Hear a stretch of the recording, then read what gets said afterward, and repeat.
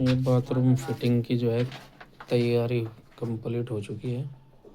इसमें console mixture है।